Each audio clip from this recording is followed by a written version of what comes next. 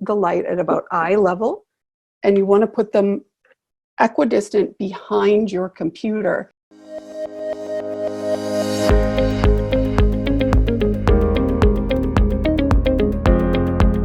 I have been working in unscripted video and digital content for the last 20 years.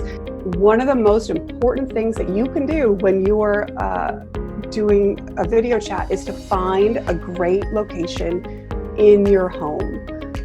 If possible, you don't want to set up in the main room or near a hub that everybody's going to be coming and going, because it's going to be an exercise in frustration and misery for everybody, and it's really going to disrupt your professional veneer.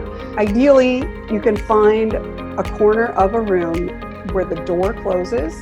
I recommend that you put a sign up that said, call in progress, please don't come in.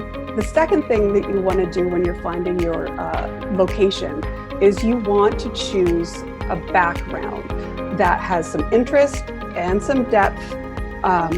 But at the same time, you don't want it to be craziness going on behind you. Ideally, you want to have at least a couple feet of space behind you. That's actually really important, so that you can have some depth.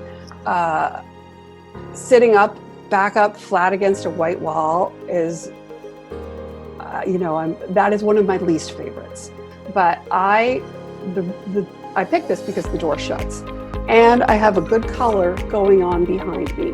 And then a couple pieces of flair to make it look interesting.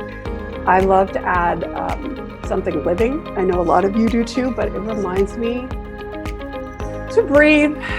So now that you've got your location, it's quiet, you were intentional about what you have behind you, you've gotten rid of all of the extraneous crap that you don't want to be showing off right now. You want to hone in your screen height. You want your camera to be high. You want to place it just so that your camera is just above your eye line, so that it looks like you're making eye contact. If you don't have a computer stand or riser, which I don't have, throw some books. I've got about 8 books underneath mine right now, and I've got it tilted slightly down, so I'm looking slightly up. You want a medium shot is best, where your shoulders, your upper body, and your head are all in the shot, and you also want to have a little bit of room above the frame and where you situated yourself. You don't want to cut off your head, and make sure that your shot is wide enough so that you can still talk like you normally would. Just because you're on a video chat doesn't mean that you need to be someone that you're not. On the flip side of that, what you don't want to do is get in the camera like this, because it's probably pretty unnerving, me being in your personal space like this, I would imagine. Now, lighting is the secret sauce for all video. If you can position yourself far enough away from a window, your face is going to get an even filtered light so that you're not seeing tons of shadows on this side, tons of shadows on this side. You want to try and be as even as you possibly can, which is, kind of hard when we're working in these kind of conditions. Whatever you do, don't sit with your back to a window, because then we will never see you. You will be completely in silhouette. I have a lamp here. So as you can see, when I move it around, my face does different things. Here's what you want to avoid. You want to, not that you would ever put a light down here, but if your source was like this, I look like I'm going to be telling you spooky ghost stories around the campfire. So that's not a good look.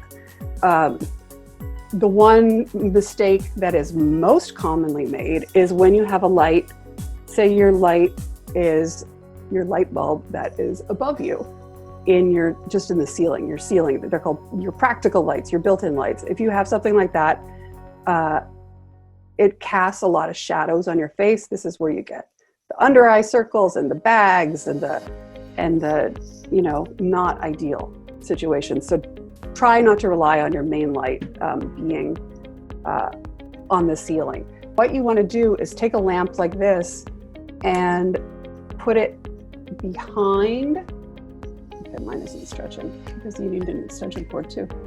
You try and put it behind where you are, or if you have two lights, you want to have them you want to put the light at about eye level, and you want to put them equidistant behind your computer. And one of the biggest things that I've learned along the years of production is that people will forgive bad video, but the bad audio is just the kiss of death. Before you get on a call, try and take the time to turn off the things that are producing audio that you wouldn't normally notice, because they are much more evident when you're doing these kind of calls.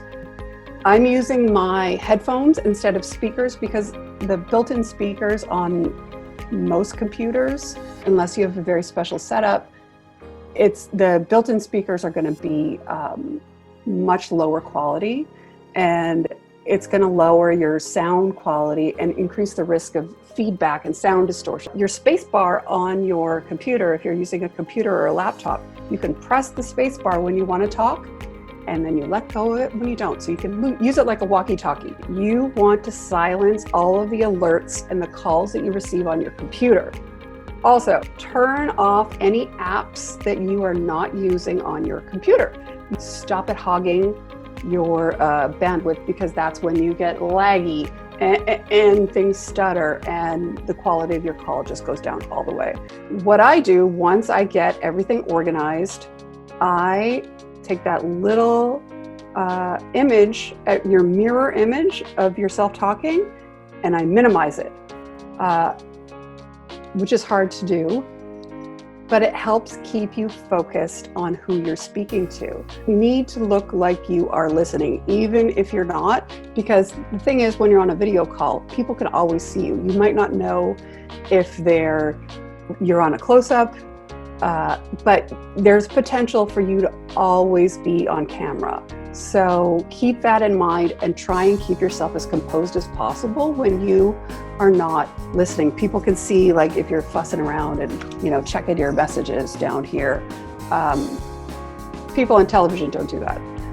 We are regular people out here who are conducting business like this. So we don't have all of those same tricks, that they do in a studio, and things are going to happen. And the best you can do is acknowledge them and then move on with grace, so you can continue with the work that you're actually on the call to do.